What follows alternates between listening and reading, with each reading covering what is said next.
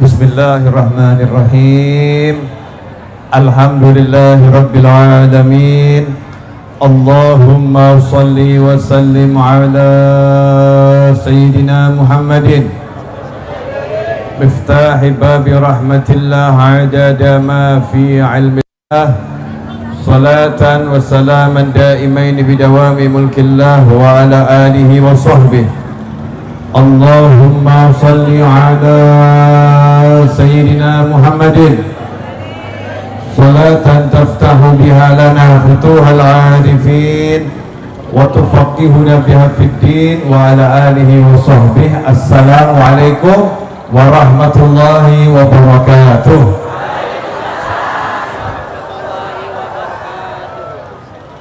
Bapak-bapak, ibu-ibu, sahabatku dimanapun antum berada, alhamdulillah pada waktu di antara zuhur dan asar, saat panas-panasnya matahari dan waktunya untuk tidur.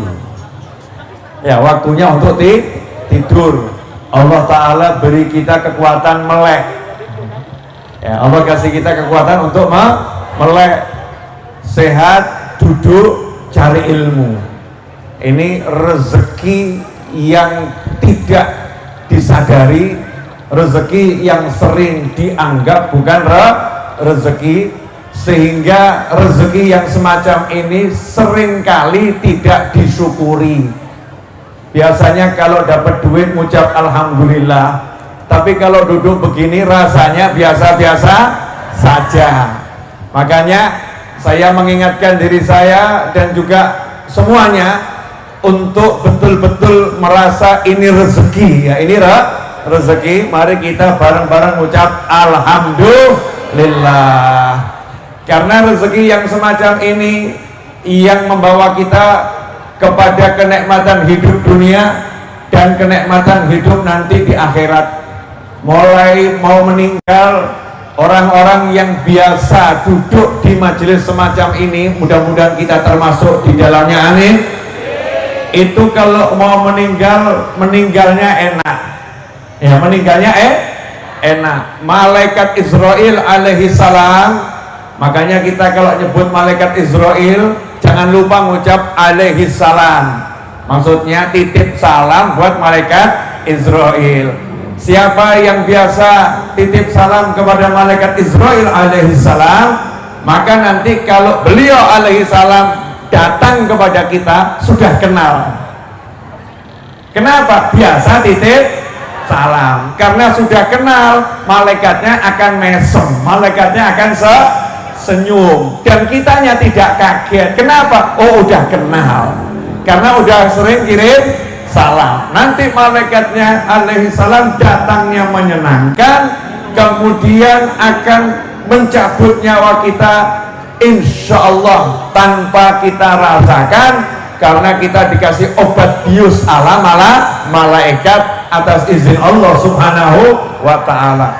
Tapi kalau enggak pernah hadir majelis-majelis semacam ini, naudzubillah min dzalik, atau hadir tapi jarang, hadir atau jarang, nanti kalau mau meninggal dunia, saat yang lain itu nggak tahu apa yang kita rasakan. Mungkin yang lain teriak-teriak, nyebut dan lain sebagainya. Dan zaman sekarang saya sudah hampir tidak mendengar, kalau ada orang sakit mau meninggal, ada yang bisik, ayo nyebut Allah, hampir tidak mendengar. Karena biasanya ujuk-ujuk sedo, tiba-tiba meninggal tanpa proses yang jelas. Sudah hampir juga tidak mendengar, hampir ya, orang meninggal mengucap la ilaha illallah atau mengucap Allah, itu sudah hampir tidak mendengar. Alhamdulillah masih ada, tapi sayangnya di sinetron. Ada di sini sinetron itu kalau yang mau meninggal memang dia berperan sebagai muslim, ujung-ujungnya selalu mengucapkan la ilaha illallah. atau Allah Allah, kalimat thayyibah, ucapan-ucapan yang baik.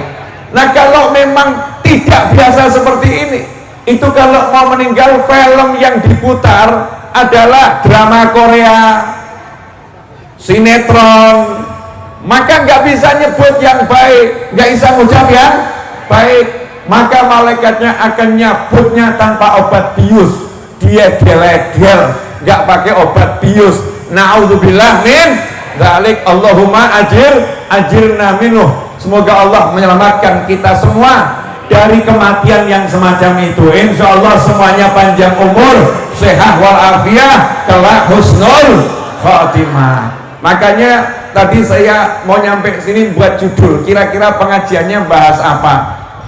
Jawabannya yang muncul di hati saya, apa bekalmu, sangumu apa? Mohon maaf ibu-ibu, bapak-bapak, pemirsa dimanapun antum berada, di hadapan saya ini wajah-wajah mau mati. Maksud saya wajah-wajah mau mati bagaimana? Usianya rata-rata udah di atas 45 tahun. Betul. Ya, yang wajah-wajah begini, wajah-wajah yang sudah siap dipanen malaikat.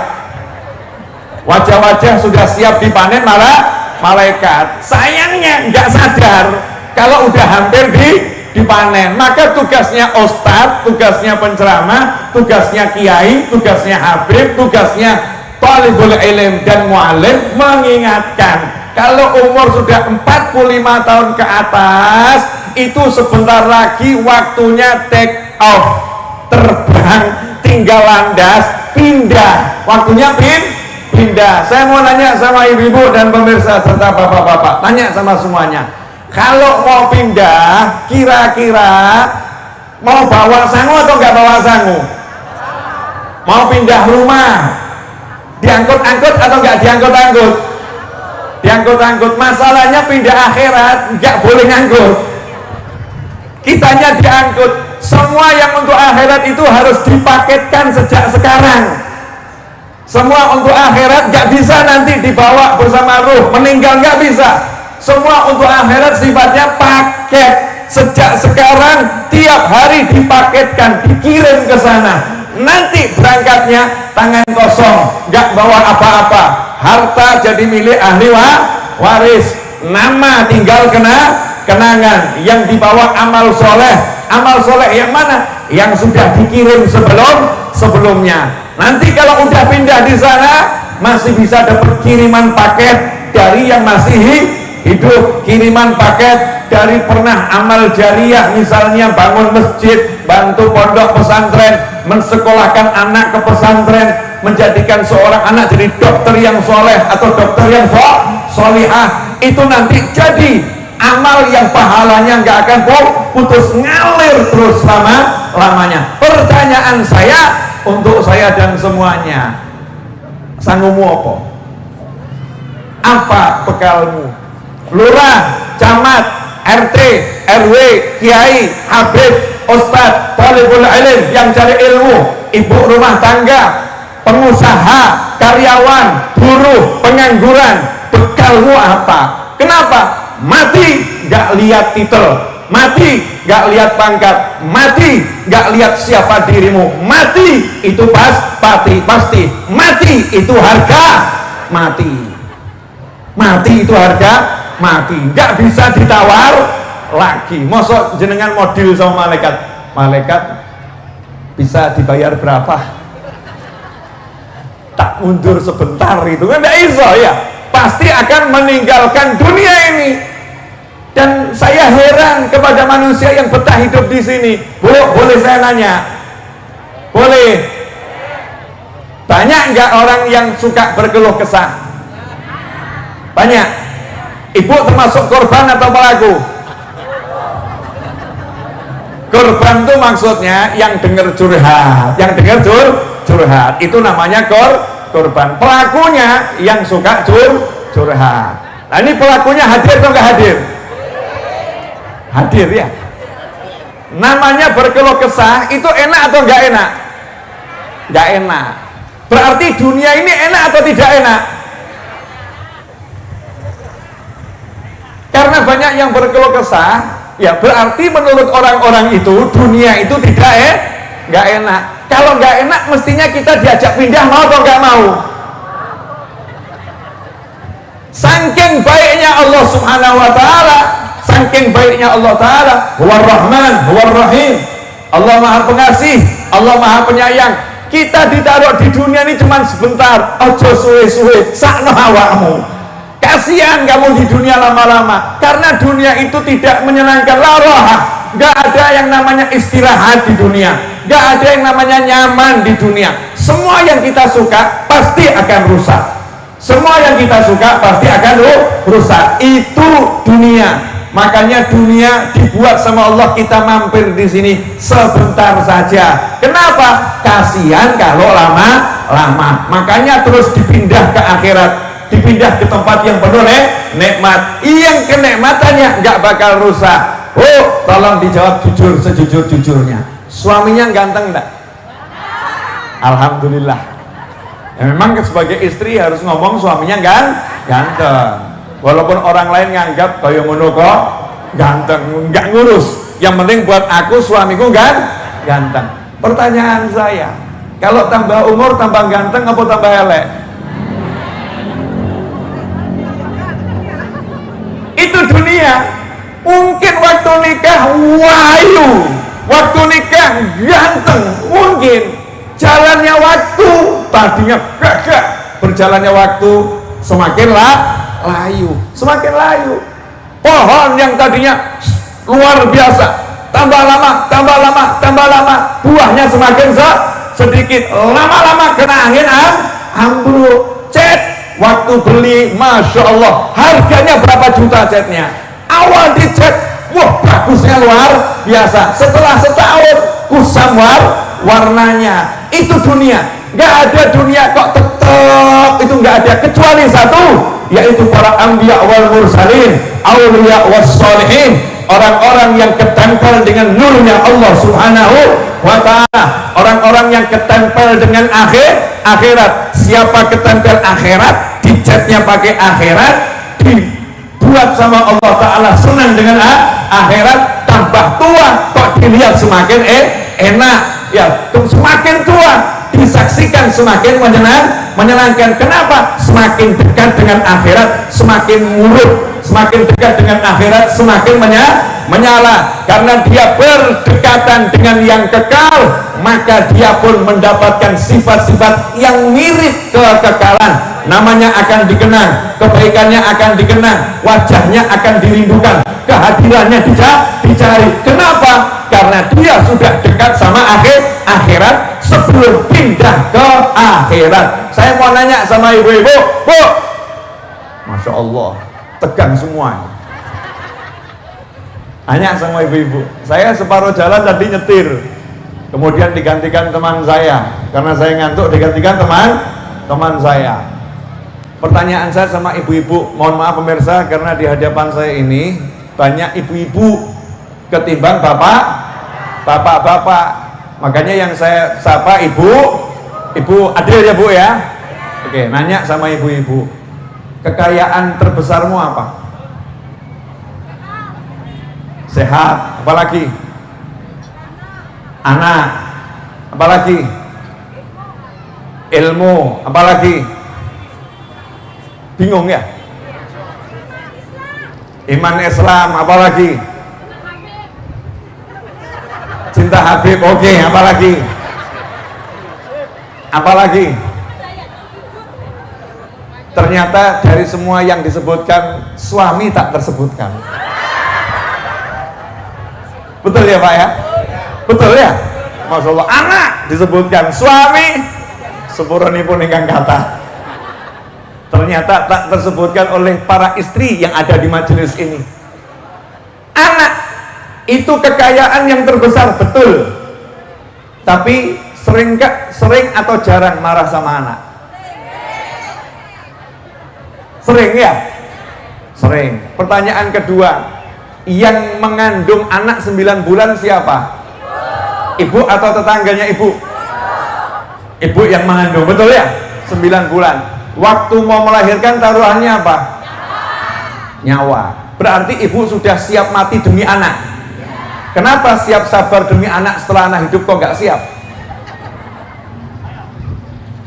Aneh ya. Mati siap, anaknya hidup sabar nggak siap. Sabar nggak siap. Anak ini kalau tidak kita jaga sesuai perintah Allah dan Nabi Muhammad SAW, bukan jadi harta yang berharga, justru akan jadi harta yang menyiksa.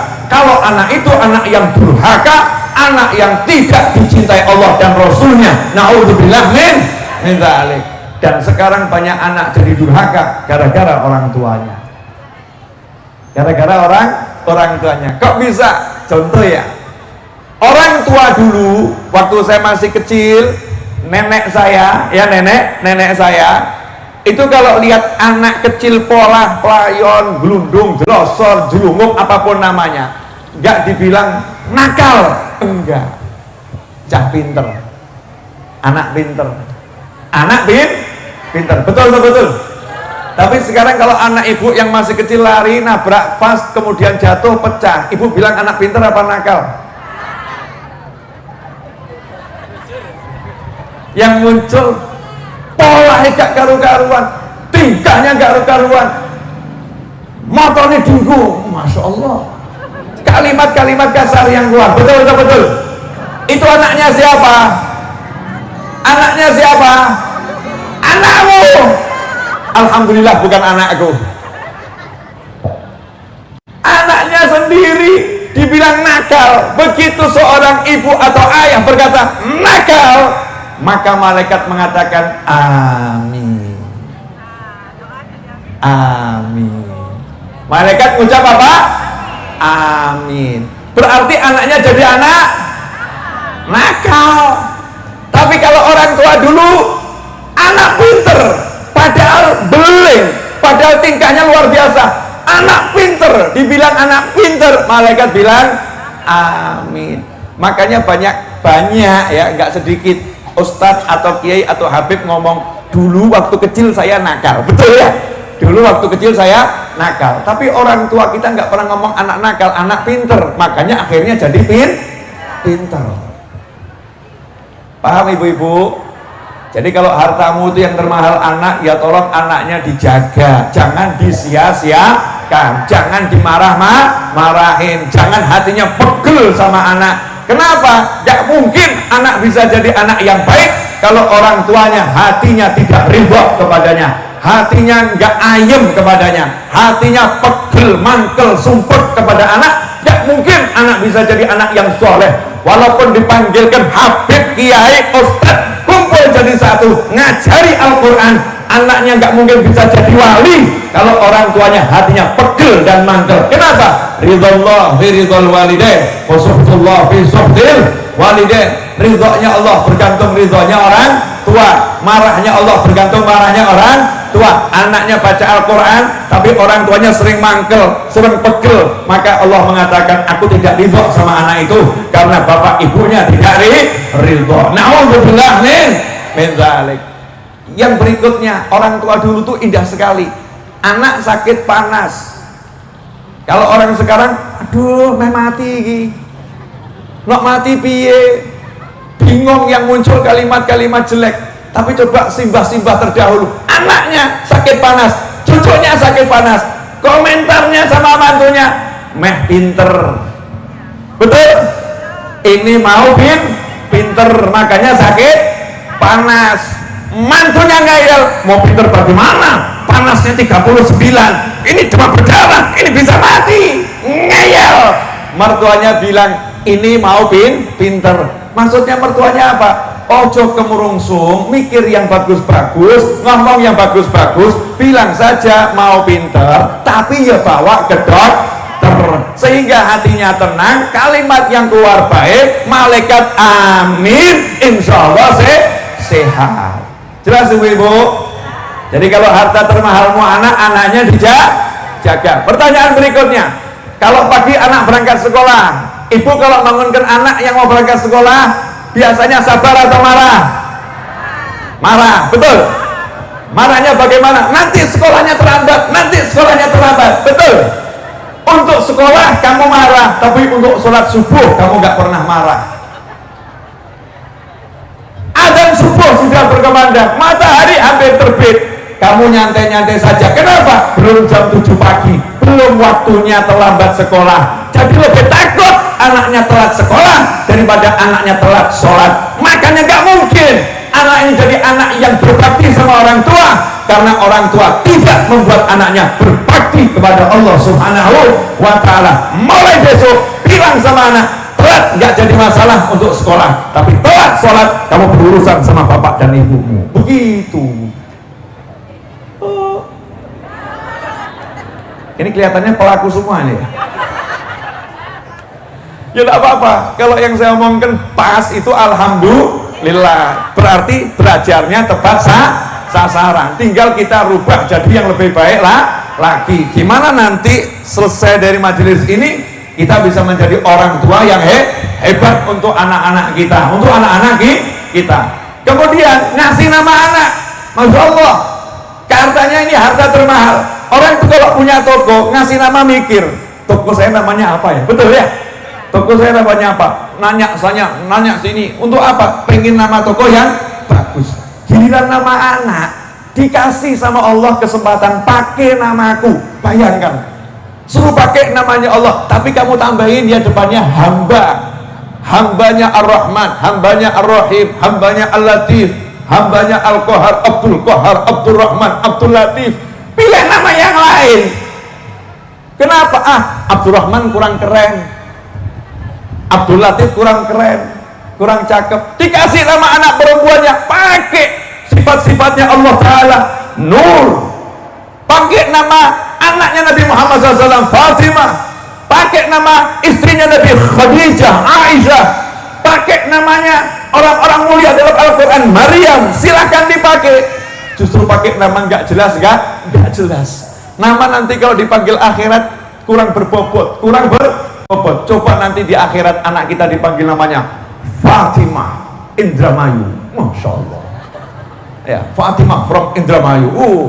Gagah itu di akhirat. Nah sekarang enggak, namanya Marpokal. Ditanya, Marpokal ini nama dari mana? Singkatan antara istri dan suami. Ya, suaminya mungkin namanya Martono, ya. Nah, terus istrinya namanya siapa? Digabung jadi satu. Bukan nggak boleh, saya nggak ngomong nggak boleh. Boleh saja. Anak-anakmu, sakarepmu mau kasih nama. Tapi Allah dan Nabi Muhammad SAW mengajarkan setiap orang itu nanti akan dipanggil sesuai namanya di akhirat. Jangan sampai anak kita di akhirat malu, jangan sampai nanti kita di akhirat malu. Dan nama itu berpengaruh kepada jiwa manusia. Kalau namanya bagus, nanti manusianya insya Allah akan jadi bagus. Kalau namanya kurang pas, nanti manusianya jadinya kurang pas. Cek nama anakmu masing-masing, tapi nggak perlu rubah KTP-nya. Nanti repot kelurahan. Tiba-tiba banyak warga ganti nama, ngurus KTP-nya repot dan lain sebagainya. Ikhwani rahimakumullah, seperti saya misalnya. Nama saya itu dikasih nama oleh ayah saya Naufal. Nun waw fa'lam, Naufal. Tapi petugas yang mencatat surat itu ya, suruh nulis Novel nggak bisa, A-nya diganti E, jadinya Novel. Padahal nama saya Naufal. Ya nggak apa-apa, menyenangkan hati petugas, sampai sekarang dipakai di KTP, di KK dan lain sebagainya. Tapi nama saya Naufal. Apa artinya Naufal? Pria tampan. Oh iya, pria tampan. Apalagi Naufal artinya serigala.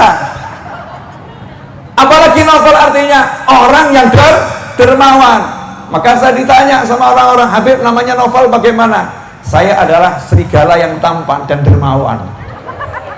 Maksudnya bagaimana, Habib? Kalau saatnya saya menyala, saya akan menyala. Tapi kalau nggak perlu ada yang disalak, maka saya akan menjadi seseorang yang wajah saya cukup meneduhkan dan menenteramkan. Jadi tahu kapan waktunya menyala, kapan waktunya diam. Karena kalau nggak ada serigalanya, ya namanya juga manusia, harus ada sisi serigala. Kalau bangsa ini membutuhkan, masa menghadapi penjajah kita mau senyum-senyum. Ya kalau ada yang mau menghajar rakyat Indonesia, maka kita harus tampil yang terdepan seperti pejuang-pejuang kemerdekaan, maju pantang mundur. Jelas Ibu? Alhamdulillah, saya nggak lihat jam tadi. Oh ya nih, udah 25 menit. Saya udah janji nggak mau ceramah lama-lama. Karena saya jalannya udah lama. Solo Indramayu sampai sini kan udah lama. Jadi ceramahnya nggak usah lama. Tapi ya jangan sebentar. Udah jauh-jauh kok cuman 25 menit ya keterlaluan. Tapi kalau kelamaan kesian yang lagi kelaparan, apalagi bangser panas-panas berdiri saudara-saudara, dan nggak jelas ada yang menggantikan atau tidak. Walaupun SOP-nya 15 menit sekali, kadang-kadang dikerjain sama temennya jadi 1 jam nggak ganti. Berapa menit gantinya? Nggak ada gantinya. Masya Allah. Saya punya alasan untuk nggak lama-lama ceramah. Ini kesian nih kanan kiri. Yang di sini beruntung nih, dingin. Yang di sana sembunyi di balik speaker. Sesuaikan kondisi. Lanjut boleh? Belum ceramah kok. Ini belum ceramah, baru muqaddimah. Apa bekalmu? Ilmu. Betul. Ilmu itu adalah harta yang paling mahal. Betul ya? Tapi nyari enggak? Katanya harta yang paling mahal. Saya mau nanya, ibu-ibu dari pagi sampai malam keluar dari ilmu. Bapak-bapak dari pagi sampai malam keluar dari ilmu. Katanya, oh alhamdulillah ada pergantian. Yang di sana cuma dibisi, lanjutkan dia. Yang di sini diganti.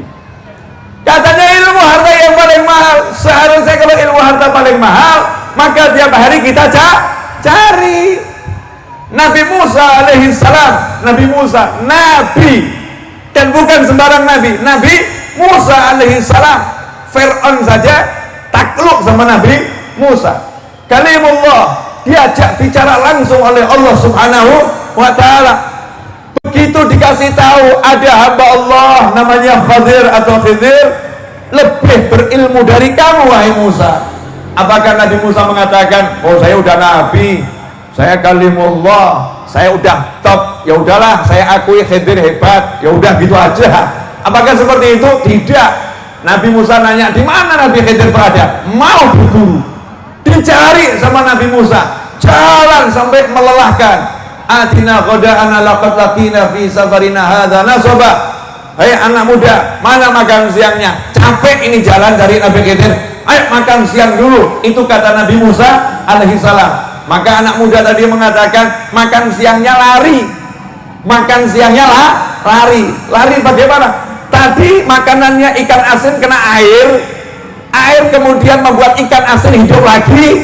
Ya. Disitulah ikannya kemudian lari. Nabi Musa mengatakan, ya itu tempat yang mau saya cari untuk ketemu Nabi Khidir alaihissalam. Akhirnya bertemu Nabi Khidir alaihissalam. Singkat cerita yang panjang, bagaimana Nabi Musa cari ilmu walaupun udah Nabi yang luar biasa. Nah kamu sama saya, kita ini ilmu gak jelas. Sholat saja kita ilmunya lagi gak jelas. Cari ilmu kok beratnya luar biasa. Nunggu ada pengajian akbar baru cari ilmu. Nunggu ada habib, ada kiai baru cari ilmu. Padahal tiap hari Pak Yai, Ustadz Mudin ngajar itu di masjid, ngajar di langgar, gak ditoleh. Dianggap apa? Orang biasa. Sombong amat. Cuman ngajar turutan. Sombong amat. Yang ngajar turutan, ngajar Al-Quran ini adalah ahlullah. Itu keluarganya Allah subhanahu wa ta'ala. Yang ngasih ilmu itu bukan Pak Yai, yang ngasih ilmu itu bukan Habib, yang ngasih ilmu itu bukan Ustaz, yang ngasih ilmu itu bukan ulama. Al-muallim huwallah. Yang ngasih ilmu adalah Allah subhanahu wa ta'ala. Maka jangan melihat siapa yang ngajarin kamu. Mungkin orangnya biasa-biasa, tapi Tuhannya luar biasa. Tuhannya luar biasa. Allah subhanahu wa ta'ala, Allah bisa ngasih ilmu lewat lisan siapapun. Bahkan batu pun bisa jadi jalan untuk kita dapat ilmu. Kadang kan kita sok nyepelekkan gitu ya. Apalagi khutbah Jumat. Masya Allah ini bapak-bapak kalau khutbah Jumat, khotibnya itu lagi. Dia lagi. Khotib kampung. Khotib kampung yang diomongkan nggak pernah ganti. Tiap Jumat isinya ya itu saja. Sekarang saya mau nanya, kita ini kalau sholat, surat Al-Fatihah ganti atau sama? Sama. Al-Fatihah ya begitu, kamu ganti Al-Fatihah ya urusan sama jagat raya. Ganti satu huruf, kamu bisa masuk penjara dan kamu bisa dihajar oleh massa. Na'udzubillah min dzalik. Al-Fatihah sama, tapi ilmunya nggak ada habis-habisnya. Pak Yai, Ustadz, guru ngaji, mungkin yang disampaikan sama ya itu saja, tapi Allah bisa ngasih ilmu yang banyak dari ucapan-ucapan beliau. Kalau kita yakin, Allah akan datangkan ilmu kepada kita lewat siapapun. Tapi sayangnya kita nggak begitu. Kalau yang ceramah mubaligh kondang khusyuk, tapi kalau yang ceramah Ustadz kampung, dia lagi na'udzubillah min dzalik. Mari kita rubah. Pokoknya siapapun kita mau cari ilmu. Yang penting ilmu. Harta yang termahal tadi kenal Habib Novel katanya tadi. Artinya kenal ulama, kenal ustadz, kenal kiai, kenal Habib. Harta yang paling mahal. Kalau betul kamu yakini kenal ulama harta yang paling mahal, bagaimana kalau kamu jadi ulama? Bagaimana kalau anakmu jadi ulama? Bagaimana kalau suamimu jadi ulama?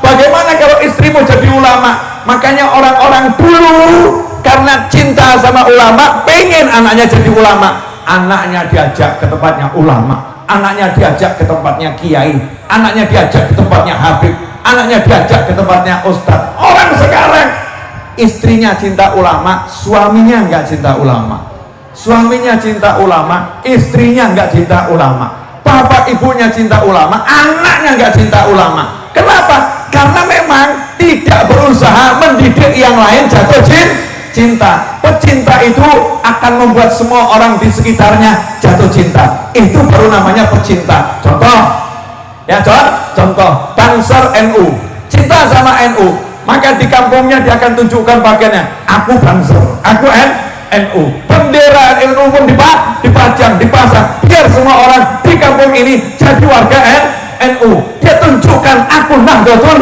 Ulama. Kenapa? Karena cinta NU. Lah kalau anda, saya, kita cinta Habib, cinta kiai, cinta ulama, yang ngomong sama anaknya, dunia dan segala isinya nggak ada artinya. Tapi kalau kamu cinta ulama, itu lebih dari dunia dan segala isinya. Kenapa? Bisa menyelamatkan dunia, menyelamatkan akhirat. Ini kalau dibahas panjang lebar 33 menit, saya belum ceramah, sabar. Baru tadi mengutip ucapannya ibu-ibu, betul ya Bu ya? Harta termahal Islam dan iman. Tadi anak-anak yang ngomong itu. Islam dan iman itu harta yang termahal. Nabi mengajarkan jadidu imanakum, perbauri iman kalian. Saya nanya, kalau punya mobil, pengen nggak mobilnya awet? Punya motor, pengen nggak motornya awet? Punya rumah, pengen nggak rumahnya awet? Punya suami, pengen nggak suaminya awet? Punya istri, pengen nggak istrinya awet? Kalau memang istrinya itu harta termahalnya, suaminya harta termahalnya, mobilnya memang mahal baginya, motornya mahal baginya, rumahnya mahal baginya, tentu dijaga bagaimana rasanya tetap seperti baru. Betul. Tiap hari saya tuh pernah ditanya sama orang, Habib, kenapa tuh itu habaib kiai, habaib sama kiai kok suka bakar dupa itu? Kok suka bakar dupa, menyan, bukhur, wewangian? Kenapa suka seperti itu? Manfaatnya apa? Maka saya jawab, kamu punya motor? Iya. Lah kenapa kamu kalau cuci motor pakai sabun? Punya mobil? Iya. Lah kenapa kamu cuci mobil pakai sabun? Buat apa? Emangnya kamu ciumi? Wangi. Apakah seperti itu? Ya enggak, ya biar agak gilap saja. Lah kalau mobil saja kamu cuci harus pakai sabun, nggak cukup air, air, maka ruanganku pun juga akan aku harumkan. Nggak cukup dengan ruangan, tapi harus harum. Kan wajar saja. Intinya motor kita jaga, serviskan, dicucikan dan lain sebagainya. Lah kalau iman tuh yang paling mahal, diservis nggak? Diservis nggak? Pertanyaan saya, kalau Nabi bersabda SAW, jadidu imanakum, jadikan imanmu selalu baru dengan banyak ngucap la ilaha illallah. Pertanyaan saya, satu hari berapa kali kita ngucap la ilaha illallah? Berapa kali? Nah, biar gampang, maka biasakan dikit-dikit la ilaha illallah, la ilaha illallah. Tahun 2004 atau 2003 ya, ketika Habib Umar bin Hafid ada di Solo di kediaman Habib Anis rahimahullah, saya lihat Habib Umar bin Hafid itu terima telepon, dia terima telepon, itu terima telepon tuh ngobrolnya dikit-dikit la ilaha illallah, la ilaha illallah. Coba kalau kita, oh iya, oh iya, oh iya, oh iya ya, itu kita. Habib Umar bukan oh iya, oh iya enggak, oh iya, diganti la ilaha illallah. Thayyib, la ilaha illallah. Membiasakan ucap la ilaha illallah. Maka nanti ibu-ibu kalau ke pasar nawar barang berapa harganya nih? 5.000. La ilaha illallah. Nanti yang jualan bingung. Betul? Tapi biasakan la ilaha illallah. Karena kita ini termasuk susah, suruh duduk la ilaha illallah. Sampai NU, Habib, Kiai harus buat yasinan, buat tahlilan, biar orang ngucap la ilaha illallah sebanyak mungkin. Masa nunggu ada tetangganya mati baru ngucap la ilaha illallah? Masa harus nunggu ada yang meninggal baru ngucap la ilaha illallah? Masa harus nunggu dikumpulkan baru ucap la ilaha illallah? Makanya Al-Habib Abdullah bin Alwi Al-Haddad radhiyallahu ta'ala anhu membuat Ratibul Haddad. Di Ratibul Haddad itu diajak la ilaha illallah, la ilaha illallah 25 kali 2 sama dengan 50 kali. Mau dibaca 100 boleh, 1000 boleh, tapi kalau sendiri, kalau sama orang banyak ya sesuai yang ringan-ringan saja. Standar minimalnya 25 kali 2. Biar apa? Biar anak kita, pasangan hidup kita terbiasa mengucap la ilaha illallah. Kenapa? Karena kalimat ini miftahul jannah, kuncinya surga. Lah kalau kuncinya ketinggalan kan repot. Sudah di depan surga, kuncinya ketinggalan. Kenapa? Nggak pernah dibawa.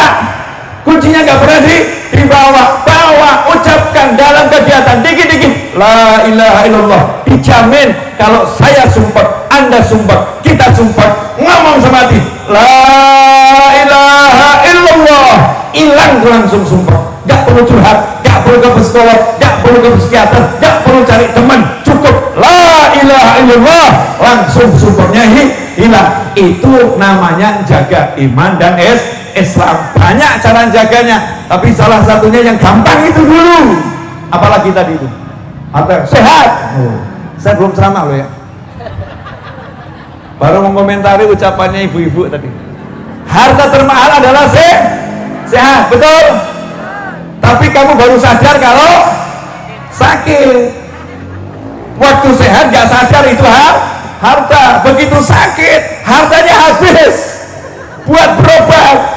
Akhirnya baru paham sehat itu mahal. Makanya jangan nunggu sakit baru sadar. Karena itu jangan pernah ngeluh kurang ajar. Mohon maaf untuk galak saya, kurang ajar, teriak-teriak aku melarat, aku miskin, hidupku susah, aku nggak punya duit. Saya mewakili malaikat yang lagi marah ngucap kurang ajar kamu. Kenapa? Sehat itu mahal. Kamu dikasih sehat kok bilang melarat. Kamu dikasih sehat kok bilang miskin. Kamu dikasih sehat kok bilang nggak punya apa-apa. Nggak sadar kamu. Aneh kamu ini. Pilih mana? Sugih tapi setruk kayak sahabat, atau pengangguran nggak punya duit tapi iso brayon iso pola. Pilih yang mana? Mesti sugih pola. Milihnya kan begitu selalu.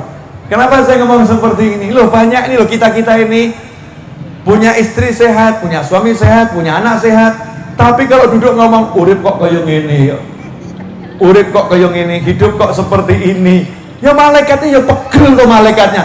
Lu uripmu penak kok, tonton itu sing rumah sakit geletak bojone, suaminya di ICU, istrinya di depan nggak bisa masuk, di depan ICU nggak bisa masuk, ngenteni gigit jari. Gimana nasibku, jadi janda atau tetap menjadi istri? Bingung. Kalau jadi janda nanti bagaimana bayar rumah sakitnya? Mumet. Lah kamu di rumah, anak, istri, suami kumpul bareng, walaupun makan nasi dicampur uyah, dulang-dulangan, iso karena sehat. Ngakak bareng, iso karena sehat. Lah kok gitu nggak disyukuri, masih sambat melarat, miskin susah. Masya Allah. Hadir orangnya, hadir. Entah di mana, wallahu a'lam. Ya kalau nggak hadir berarti kan udah pindah ke akhirat. Selama masih di bumi namanya hadir. Tapi insya Allah nggak di tengah-tengah kita, betul ya? Karena pelakunya adalah kita sendiri. Cok ngelek-ngelek orang liya, nggak usah jelek-jelekin orang lain. Kita ini loh ya kita. Kalau nggak punya duit itu ya Allah, kaya-kaya di kiamat. Padahal sehatnya luar biasa. Pemirsa, itulah yang saya rangkum dari apa yang disampaikan oleh yang hadir di majelis ini. Tadi saat saya nanya, apa hartamu yang paling mahal? Betul. Nah, semua itu nanti sehat ya ditinggalkan. Ya, anak ditinggalkan atau meninggalkan. Yang betul-betul membawa kita ke akhirat bahagia adalah ilmu. Ilmu ini harta yang termahal. Makanya awalnya manusia Nabi Adam alaihissalam itu dimuliakan oleh Allah Ta'ala, sehingga malaikat semua disuruh sujud. Gara-gara apa?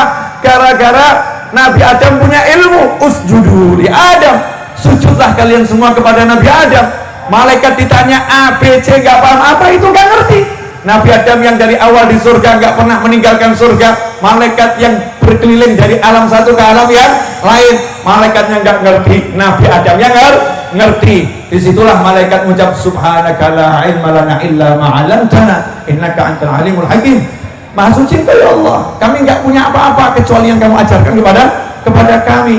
Iblis gak mau sujud, iblis dilaknat, iblis gak hormat sama ilmu, iblis gak memuliakan orang yang punya ilmu, iblis ingkar kepada orang alim. Maka sampai sekarang yang musuhin orang alim adalah iblis, dengan menggunakan segala macam cara, bala tentaranya setan dan semuanya minal insi wal jin, baik manusia maupun jin, dipakai oleh iblis untuk apa? Membuat manusia tidak sujud takzim pada ulama, tidak hormat kepada orang yang punya ilmu. Tapi ulama nggak minta penghormatan. Kenapa? Cukup penghormatan dari Allah Subhanahu wa Ta'ala, seperti yang sudah disampaikan lewat lisan Nabi Muhammad Sallallahu Alaihi Wasallam. Yang baru cari ilmu, belum jadi ulama, baru cari ilmu itu kalau jalan cari ilmu, malaikat disuruh gelar sayapnya, ridwan bima yasna, karena malaikat senang dengan perbuatan orang yang cari ilmu. Bayangkan ini orang cari ilmu, yang punya ilmu seperti apa, yang udah jadi alim seperti apa, ta'zim, sujud. Kalau dulu malaikat sujud pada Nabi Adam, sampai hari ini malaikat sujud kepada pewarisnya Nabi Adam, pewarisnya Nabi Musa, pewarisnya Nabi Nuh, pewarisnya Nabi Ibrahim, pewarisnya Nabi Isa, pewarisnya baginda Muhammad Sallallahu Alaihi Wasallam. Al ulama warathatul anbiya, para ulama adalah pewarisnya para nabi. Maka malaikat yang dulu sujud pada Nabi Adam sampai hari ini akan sujud kepada pewarisnya para nabi, para ulama, menghormati, memuliakan, mendoakan. Makanya jangan samakan ya kita dengan para ulama. Para ulama ada malaikat yang mintakan ampun. Para ulama ikan-ikan di perairan diperintahkan oleh Allah Ta'ala khusus untuk istighfar, memintakan ampun kepada orang yang mengajarkan kebaikan. Alhamdulillah, 45 menit sudah saya bicara. Nah sekarang saatnya saya ceramah. Tadi saya belum ceramah, sekarang boleh saya ceramah? Alhamdulillah. Jam 3:01. Ntar lagi asar ya. Saya ceramah nggak usah panjang-panjang. Tadi kan janji ceramah saya nggak usah panjang. Betul? Ya, ini tadi mukadimahnya sudah cukup panjang. Bu, sudah paham? Alhamdulillah. Saya cuma mau kasih pesan satu aja. Dua pesan. Pesan yang pertama, saya mau nanya dulu. Punya Tuhan nggak? Siapa? La ilaha illallah Muhammadun Rasulullah.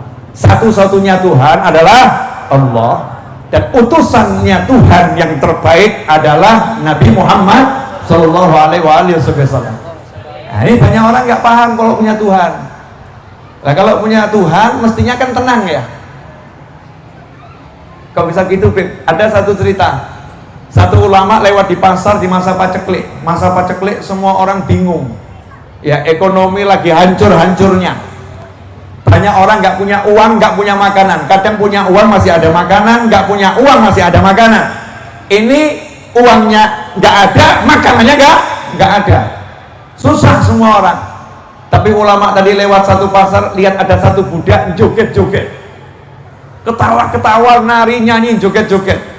Ulamanya akhirnya mandek, diparani yang joget tadi. Selesai nyanyi, selesai joget, joget-joget sendiri, nggak ada orang lain. Ditanya, semua orang lagi bingung dengan duit, bingung dengan makan. Kamu kok bisa ngakak-ngakak, ketawa-ketawaan, joget, nari, ini kenapa? Dijawab oleh budak tadi, lah ngapain saya ikut bingung? Awang saya ini budak. Nah, majikan saya itu juragan gandum.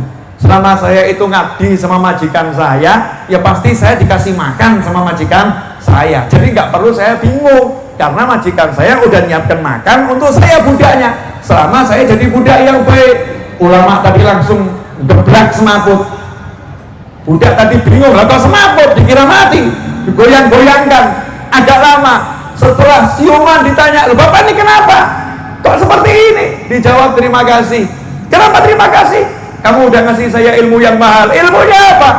Kamu baru jadi budaknya juragan gandum, hatimu tenang. Oh, saya jadi budaknya Allah, kok nggak tenang?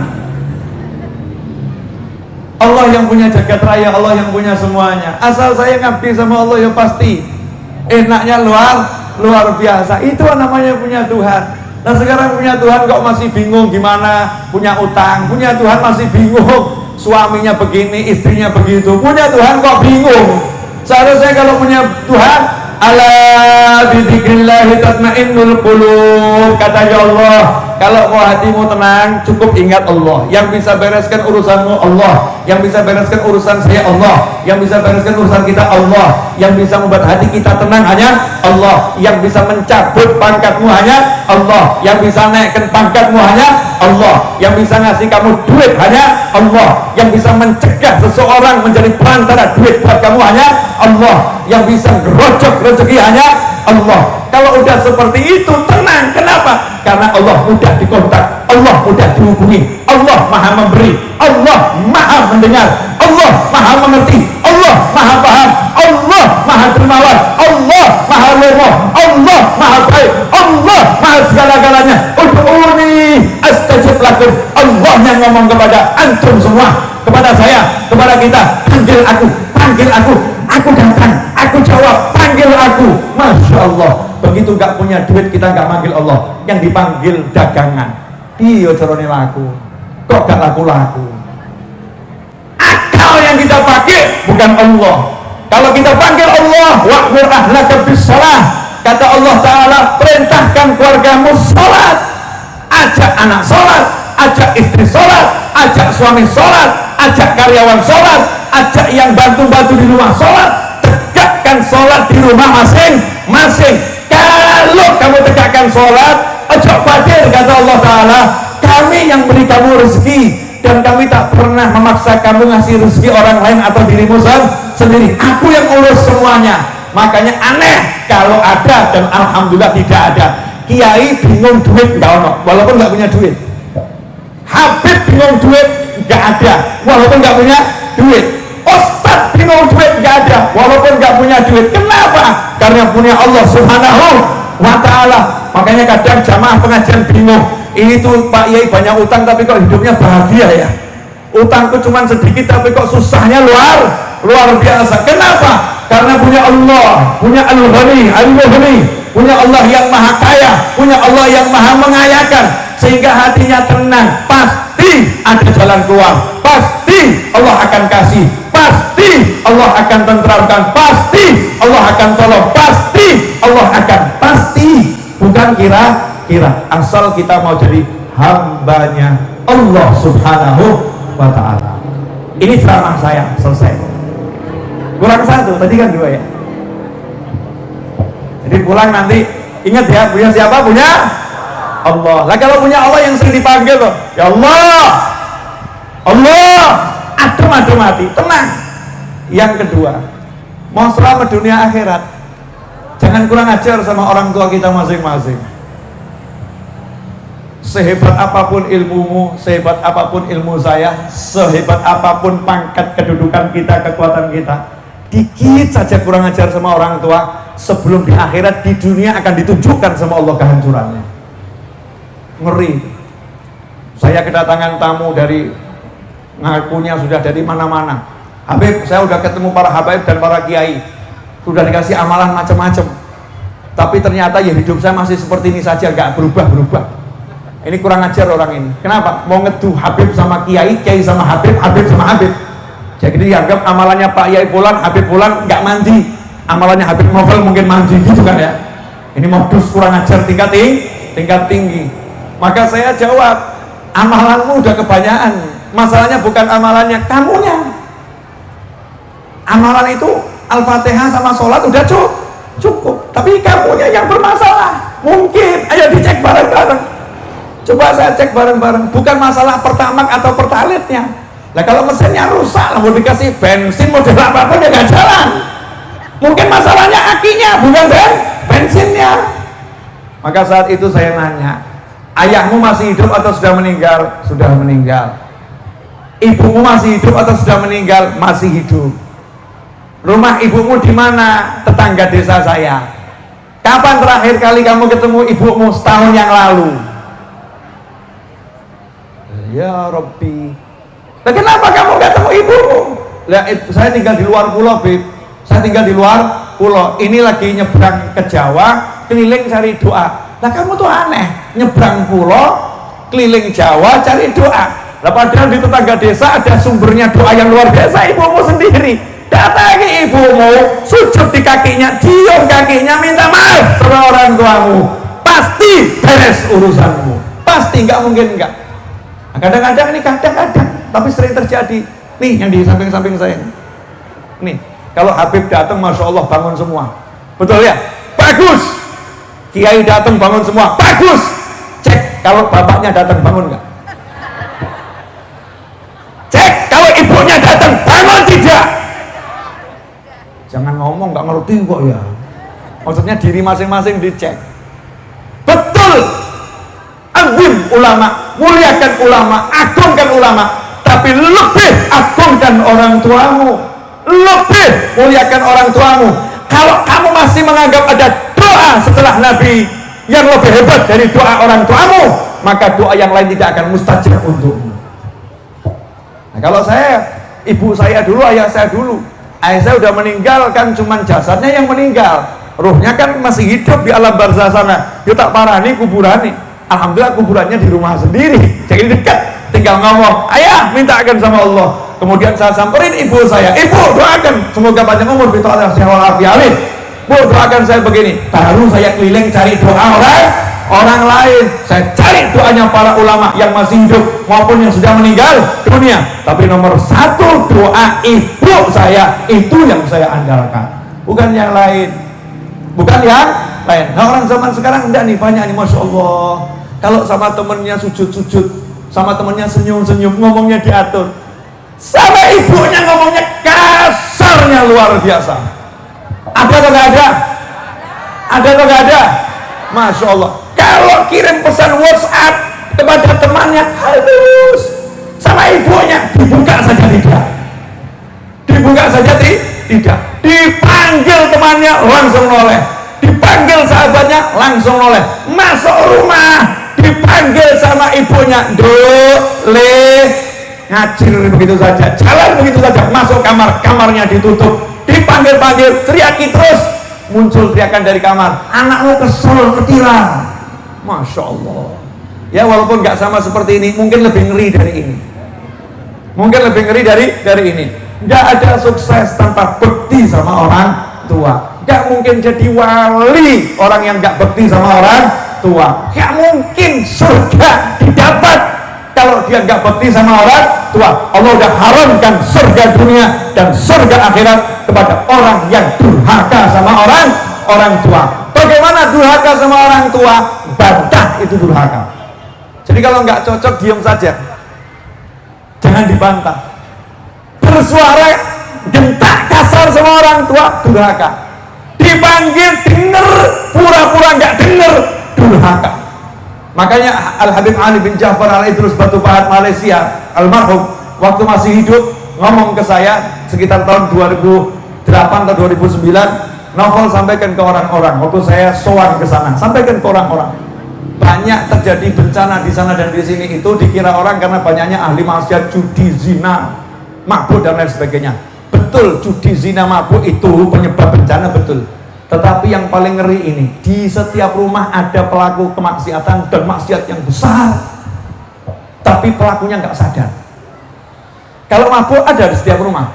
Nggak ada. Di Indramayu nggak ada orang mabuk. Orang zina nggak ada di Indonesia, orang zina. Oh, kita kan nggak boleh nuduh orang zina, betul ya?